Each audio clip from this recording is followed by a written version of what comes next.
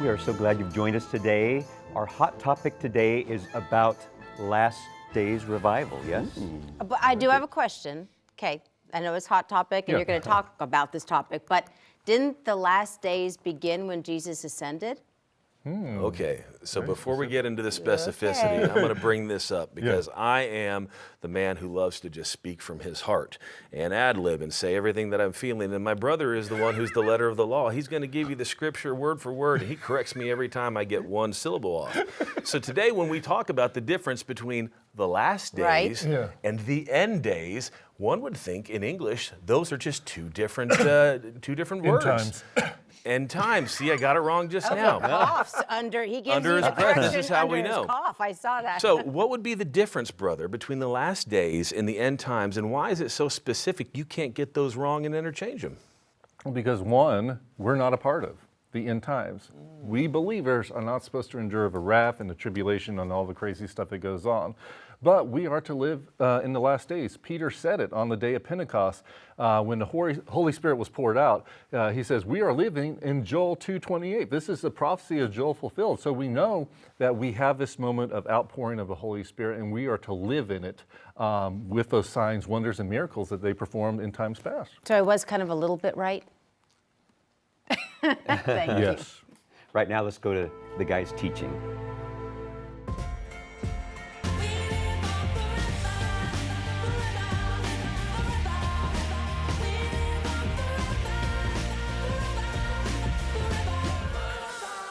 Get a good one on this. This is like that game where you have to wheel the number. Hi, I'm Joshua. And I'm Caleb. Let me tell you something about my life. Well, Josh. I'm pretty set. I got a sweet smartphone. That's very nice. I got a tablet, got a laptop at home. I got a TV, all the channels. The fastest internet you can find. 6 kinds of protein, one for fast absorption, one for slow, one before I go to bed. I pretty much don't need anything. You're self-sufficient, huh? Self-sufficient. I pride myself in that. Well, that's a problem. How can that be a problem? Because Yeshua says in the Bible that we need to depend on God for our daily bread. Yes. That means I don't eat bread. Even if we have everything that we think we need, we need to depend on Yeshua emotionally, physically, spiritually for our daily needs. Because he wants that for us. He's our Father. He wants us to say, hey, I need you every day, God. Have you ever wondered maybe in your life why you seem to lack the miraculous that you read about in the Word of God? How we tend to pray for things or believe for things, but yet we don't see the responsive nature that we've read about in the Scriptures. You ever wonder why that may be? Well, I've heard of the great awakenings in the past, the great revivals and the moves of God, and you saw thousands of people come to Messiah. How come that's not happening today? Well, I can sum it up to you in one word. Yes. Desperation. All those different time periods, even today in other parts of the world, what spawns or spurns, because those are two different words, people being led towards something is the desperate need that they have in that moment for something bigger than themselves. Well, that's why people see miracles around the world. Say in countries where Christians are persecuted, in Middle Eastern countries, in Muslim rule, or places like Burma or China, Christians suffer for the name of Yeshua. But guess what? They're content with their lives, and they understand the power of Yeshua. They see miracles. They see the manifestation of Yeshua, sometimes in person. They see moves of God. And those are stories that I've seen firsthand with people across the world. Is I've never one time had to convince anyone of the power of Yeshua. I never had to try to convince them that he wanted these things and was capable of seeing them through, because they were in such desperate need. They said, if this guy can do it, that's what I want. If he's the Son of God, like you said, then I need what he has. In America, our complacency comes from our idea of self-reliance. We don't need anybody. We're told that true wisdom is about your backup plan. You know, in the Old Testament, I've been reading to my daughters lately, and there's a phrase that I see many times, actually 2 important phrases. One is, and the children of Israel once again did evil in the sight of the Lord. Dang it. And then a few verses later you see, and the children of Israel cried out unto the Lord for help. Yes. Well, whenever they turned their backs on the Lord, God had to pull back his hand of restraint, and invading armies come. And then when they were finally desperate, they called out to God. Hey, we're blessed in America. We don't have invading forces. We're not persecuted when we go to synagogue or to church. We have all that we need or all that we think we need. But really, when it comes down to how do we get a great awakening, well done, Josh. Thank you. How do we see a move of God? It's repentance.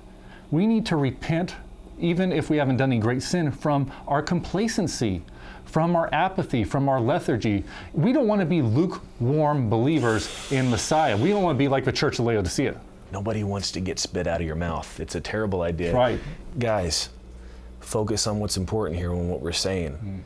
The idea your stuff isn't wrong, what you have isn't wrong, being blessed isn't wrong. That's all from God. That's amazing. That's right. The problem is when you find your worth, your value, and when you find your deliverance in your own capabilities and in your things, and instead of the one who provided them for you. We can't ever get to the point where we are receiving truly from the Father until we give him permission, because he's a gentleman. And he's not going to usurp your will. He's not going to come into your life that you've crafted so perfectly and change things up because you didn't give him permission to do it. Free will. Yeah. We have free will. But the second you do give him permission, he's going to come into your sweet protein-ridden household, and he's going to blow your mind on how you can eat carbs and stay lean too, because he loves you.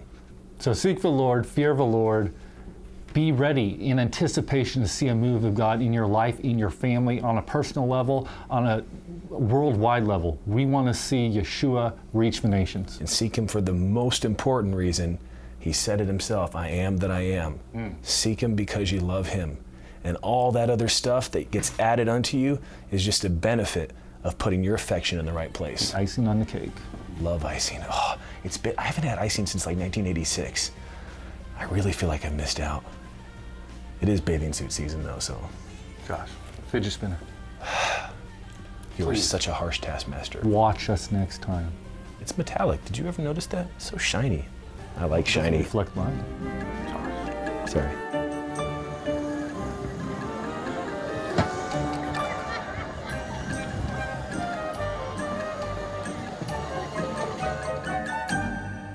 My parents both watch our program every single week, 2 times a week. They are 91 and 92, and my dad, it was very interesting, that generation, talking about how long the end times. The church age, the last days. Right, the church age. And he literally thought, and those that were living in World War II thought, it's now. Yeah. Hitler's Antichrist and what is happening to the Jewish people, they thought they were in the end times as part of the last days. Satan thought it was it too. And that's the thing. The first century church, you read their writings, they thought it was too. They thought they were living in the last time. They say many times, we're living in the last times. But God has extended that timetable of when to send his son back, Yeshua. It says this gospel of the kingdom must be preached as a witness to all nations, and then the end will come. Well, he says there hasn't been enough people hearing the truth of Yeshua. So it's his grace that he's extended that timetable, that we can say we're still living in those last days. And it's interesting because in those times where the desperation is an all-time high, that expectation rises up within people, right? We expect Yeshua to come back. We need more from you, Father. Yeah. And that's the moment that we realize that we have to be doers of the word and not just hearers only. It is our job to go out into all the nations, to share that good news. So whether you believe that Jesus is coming today, in your lifetime, 100, 200 years from now, that expectation of saying, if he comes soon, I've got to get another person in with me. That's right. But the problem is we let sin in sometimes, and that sin can cloud a lot. And there's a reward for that, for looking to his return. And we're going to talk more. This subject matter is going to continue with our episode, Return to Your First Love, because it's all about getting your heart right with God so that you can prepare for his return. Hey everybody, I'm Caleb, and this is Joshua. Thy lips, O my spouse, drop as honeycomb, honey and milk under thy tongue, and the smell of thy garments is like the smell of Lebanon. Awake, O north wind, and come, thou south, blow upon my garden. Okay. I don't know where you're going with This this, Josh. stuff is great. Man, I've never read that before. Now I have to salvage this and turn this into a moral. Okay, guys, let's say you've been married for 10 or 20 years. And you kind of know your spouse pretty well by now. You kind of grown complacent with your spouse. You're not reading off these limericks, this poetry to them anymore. But when you first got to know them, remember you were crazy about them. You were always focusing on them, trying to make them laugh, trying to do anything you could to please them. And oh, Fidgy, I keep this spinny fidgety. But Josh, I feel like sometimes we've grown complacent with our relationship with God, just as we would if we've been married for 20 years with a spouse that, well, yeah, they've kind of seen everything that there is to God. You know, he's not that interesting. And when we have done that, and cutting off our relationship to him, it's almost like we're looking at God through a third person lens. So we go to church, we hear about God from the pastor. We watch Christian television, listen to radio. We hear about all of God, but we haven't that personal one-on-one relationship that we had when we first came to know Yeshua as our Savior, when we were first on fire for him. And Revelation 2 warns us we need to return back to our first love, that first moment when we got to know God. So in a marriage, you have to give 100%. Okay. Okay, you have to give 100% of yourself. If you don't, like you said, this complacency, this distance will grow. And the marriage relationship was the example that God gave for us to understand the union between him and his bride. The church, this is Ephesians 5:31 through 32. Yes, sir. But this involves us surrendering everything to God. Okay. When you don't give 100% of something, there are percentages and parts of you, dark parts of your heart that you don't give away, that you keep selfishly for yourself, that then grow and create distance. The same thing that would happen with a spouse. If you don't continue to give 100% of yourself, then those selfish parts of your nature grow and create a barrier between you and her. Guys, when we don't give everything over to God and we're focused on these other things in our life, it's literally idolatry. Anything that gets more of our focus than God is an idol. And God always equates idolatry in the Bible to adultery. It's true in Ezekiel 16 and Jeremiah 3. He equates them both the same because he's in a relationship with you and you're turning away and giving other things your focus. And we may think we have experienced everything there is to God. Even if you haven't turned away from God, you really love him, you're like, okay, I've experienced the presence of God. I've seen dreams and visions. I've been ushered into his presence. I've danced before him. I've prophesied. I've healed the sick. I've cast out devils. But really, we've never all tapped into the fullness of God. He's so much greater than all that. Part of the temptation to not give 100% or to allow love to grow old and not remain new is looking at love through the perspective of what it brings to me. That's true. This is how this wears off. When you're in a relationship with someone and everything's new, then every experience that you have is positive for you because it's something new that you're receiving, something to your senses that you find new and tantalizing. That's right. But what love is intended to be is something that you give out to another. That's right. So in your relationship with God, as opposed to just what I can take in and what I can have for myself, is what can I give to God? Yeah. How can I give him more of me, more of my heart, That's right. more of my submission, more of my love, more of my praise, more of my adoration? When our shifting becomes what am I receiving from love as opposed to what I'm giving, then we see that love is this burning fire that continues to grow and can't be put out simply by time. And guys, we've never witnessed all that there is to God. We know he's the same yesterday, today, and forevermore. But he's also limitless in his creativity and his power and his glory. And if you seek him, you're going to get more of him, things that you never knew were possible. And he's going to give it to you. But like Josh said, you have to seek him first. You have to seek that love. The entire reason he created us, Josh, was to give love to him. But it had to be a free will choice. He was never going to demand love. He didn't make us like the angels. And he wanted that relationship back with him because he was lonely. He really was lonely, and he wanted that relationship with us. But we've strayed away in that relationship, and we've seen that even in America today. And the problem with straying, obviously, is that when you stray and you begin to walk in sin and not in love, then it brings judgment upon you. Yeah. We talked about it in another episode about that. But the good news is it only takes one. It only takes one decision, one choice, one of you to put your heart towards him. And we look at these examples in the Bible from Josiah, when he inclined his heart towards God.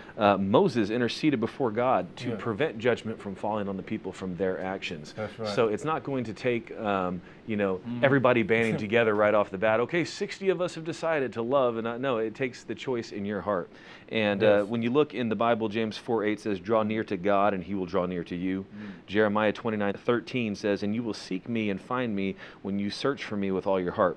Isaiah 55:6-7 says, "Seek the Lord while he may be found. Call upon him while he is near. Let the wicked forsake his way, and the unrighteous man his thoughts. Let him return to the Lord, and he will have mercy on him, and to our God, for he will abundantly pardon." When we only seek the love of mankind, there is always the risk. The risk is it will be unrequited.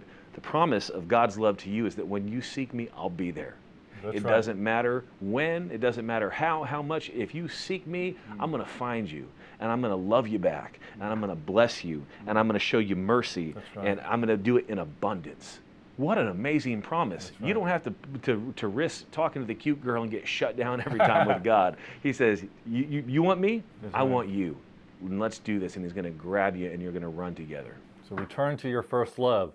All it takes is you to turn the heart of God, to change the nation, more and more people on their knees in prayer. We're going to see that mentality, a selflessness, just overtaking from the community level, growing to your church, to your state, then to a national level, because it's all about being sacrificial. What can you give to God? What can you give to others? And when everybody's putting in that position to be a servant, instead of trying to be the one, living for themselves, they're the master, then you are the greatest in the kingdom of heaven instead of the lowest. It's the opposite, the way we think things from earth to heaven. So remember, submit your heart to him. Love him, chase him down the way you want to be chased down and loved. Be the one that takes the steps and actions. And remember, if you're in a young budding relationship, avoid quoting Song of Solomon. It creeps girls out nowadays.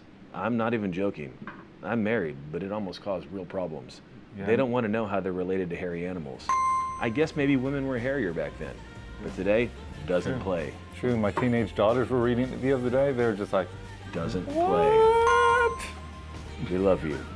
Not like weird, hairy animal love you, like the love of Christ.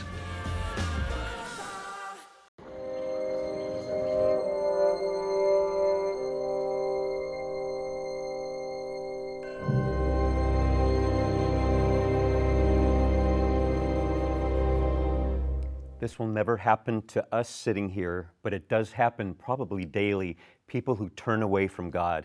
Like adultery, I can't imagine that happening. We ask all the time for God to make a move, right? We want to see a move of God in our lives. We want to see a revival or a reformation, and then it doesn't happen. And then we look up at God and we say, what's the deal? Why'd you do all this for everybody else? If you're not a respecter of persons, why is it not happening for me? And we forget that the personal responsibility to get this sin out, to get our life right, to let go of those things that are blocking him from being able to make that move, that responsibility is on us. That's right. James 5:7-8 says, "Therefore be patient, brethren, until the coming of the Lord. See how the farmer waits for the precious fruit of the earth, waiting patiently for it until he receives the early and latter rain. You also be patient. Establish your hearts, for the coming of the Lord is at hand." That latter rain, people have used this terminology for so many different things. Yeah. It was simply talking about that rain that comes at the end of a harvest, right before you're going to pluck up all the good stuff. And the harvest is the rapture of the bride of Messiah, but there's other raptures that aren't so good for the lost. And so I believe Yeshua commanded us. He said, look at the fields. They're white, ready for a harvest right now. He was the first fruits of a harvest. We got to partake in his first fruits of a harvest, don't you think? I think it's important, guys. John 4:35 is what says that verse. And we're going to talk about the Reformation here in our last segment.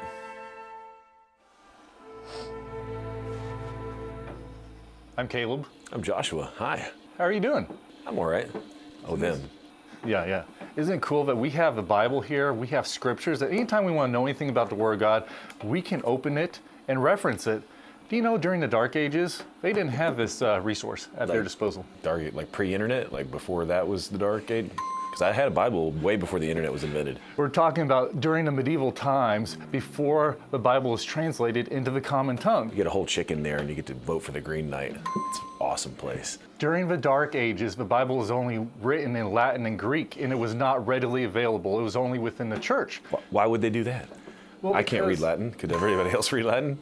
Well, you had the church leaders, God's chosen vassals, that would interpret the Bible to common man. That man's heart can be corrupted, and they eventually lied for their own personal gain. Then Martin Luther nailed his 95 Thesis to the church door. He started a Reformation. The Bible was translated into German and then later into English with King James to the common tongue. And now today, we have the scriptures that brought about a great Reformation. You can see in the Bible that whenever a man inclines his heart to God, that brings a revival or reformation to an entire nation. This is actually referenced in the Bible in 2 Chronicles 7:14, where it says, "If my people who are called by my name will humble themselves and pray and seek my face and turn from their wicked ways, then will I hear from heaven and will forgive their sin and heal their land." That's amazing. 3 Bible characters come to mind, great reformers that followed the Lord. Josiah, at the age of 8, he became king. His grandfather and father were extremely wicked. He did not have the book of the law. He didn't have the statutes of the Lord. He didn't know how to follow them. But he still inclined his heart to God. He still put away idols, and he started restoring the temple. Well, eventually in his 20s, the book of the law was found. And when they read it to him, he rent his clothes. He cried out, "God, have mercy on me," upon sackcloth and ashes. And the Lord spared Judah from destruction because of his heart. So look at King Hezekiah before him. He also purified the temple. He also restored animal sacrifices and Passover when his predecessors had fallen into idolatry. King Joash in the Bible, he was almost killed by his grandmother Athaliah. He was hidden in the temple as a baby by the priest Jehoiada. At the age of 7, he becomes king. He starts enacting great reforms, and the people turn their heart back to God. See, all these people, they are great examples of how their entire nation was led to follow the Lord. But the sad thing was, when they died, people fell into sin again. I feel really underqualified as a personal 8-year-old because I didn't do any of those things. And every time I've rent my clothes, I've been asked to leave Target. So I did not keep any examples of. But if you read here in Isaiah 55:6-7, it says, "Seek the Lord while he may be found. Call upon him while he is near. Let the wicked forsake his way, and the unrighteous man his thoughts. Let him return to the Lord, and he will have mercy on him, and to our God, for he will abundantly pardon." It's funny that you said that these people, they live these amazing lives, Yeah. they set a precedent, and then immediately after, even their own children That's right. didn't do any of it, right? They fell into sin. We get this Terrible idea stuff. today that if somebody will just establish a foundation for me, if they'll just give me the money, if they'll just set the precedent, then everything will be fine. My life will be perfect, and we'll all follow along this path. God, if you would just do this for me, then I would follow you forever. But this is obviously not the case, because throughout history, just because somebody else lived by example, if there wasn't personal change, like spoken of in Isaiah, nothing did change. That's true. Just like you cannot receive salvation for your children, you cannot reform another person's heart. Now, you can be a good example. You can follow the Lord and be that example and follow his statutes, but ultimately, the experience has to be a personal one. And just to close, this reminds me of a very important scripture that God promises reformation and restoration to national Israel. It's in Ezekiel chapter 36, 25-28. The Lord says, "Then I will sprinkle clean water on you, and you shall be clean. I will cleanse you from all your filthiness and from all your idols. I will give you a new heart and put a new spirit within you. And I will take the heart of stone out of your flesh and give you a heart of flesh. I will put my spirit within you and cause you to walk in my statutes, and you will keep my judgments and do them. Then you shall dwell in the land that I gave to your fathers. You shall be my people, and I will be your God." Isn't that amazing? That is amazing. Guys, remember, we throw around words all day long like revival and restoration and reformation and all these things, and they're great words. But at the end of the day, it requires a personal responsibility for you. Every one of these men that you read about in history, and women and children who made an impact, they made a decision in their life first. They fell on their knees in prayer, they cleaned out their lives, and they made a dedication personally to make a change. If you want to see something happen in your life, in your family's life, in the ages to come, it's our responsibility to get on our knees in prayer and to submit ourselves and our lives to him. And when we do that, that's when we're going to see the change. That's right. And join us next time. And don't rent your clothes in Target. It's apparently a crime. Had no malintent. It was just like, no, you got to leave immediately. What's that all about?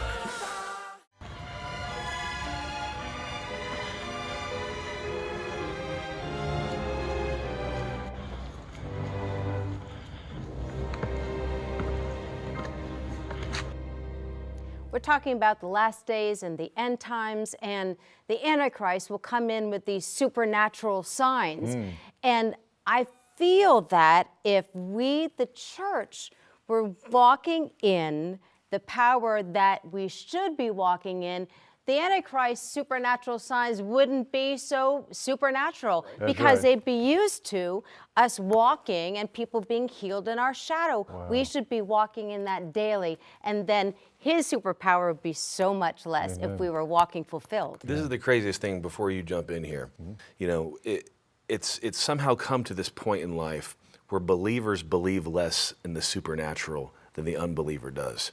If you look at television shows today, from kids up now, everything is about superheroes, superpower, witchcraft, how they just somehow evolved into a being that had this new thing. And it's become a commonplace concept.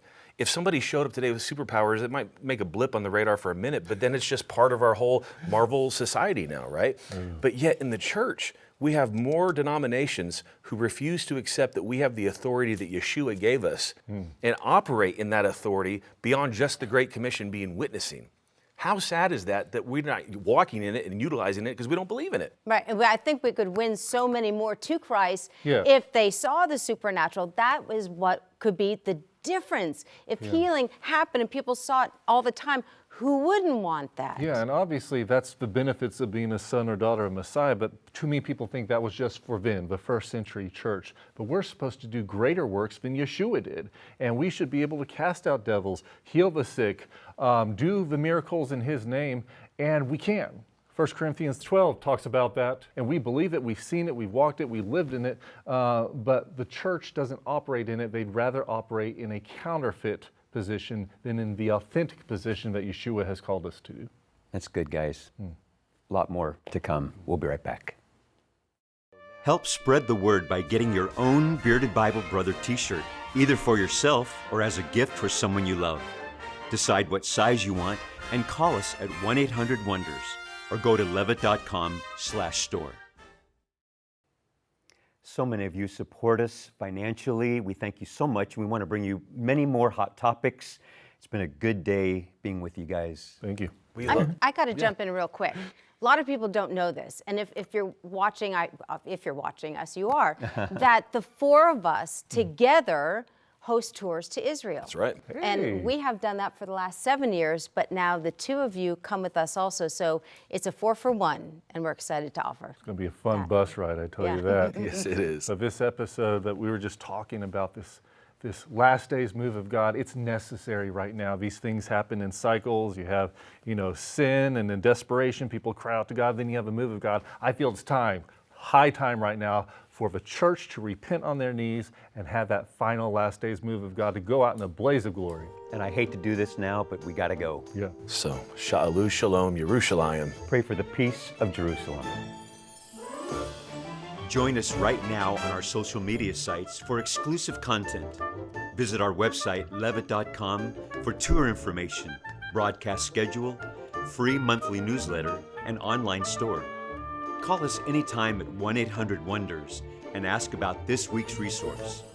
Our Jewish Roots is a presentation of Zola Levitt Ministries. Partner with us. As a 100% viewer-funded ministry, your gifts allow us to bring you our weekly television series, social media outlets, website, and other ministry endeavors. Please remember we depend on tax-deductible donations from viewers like you.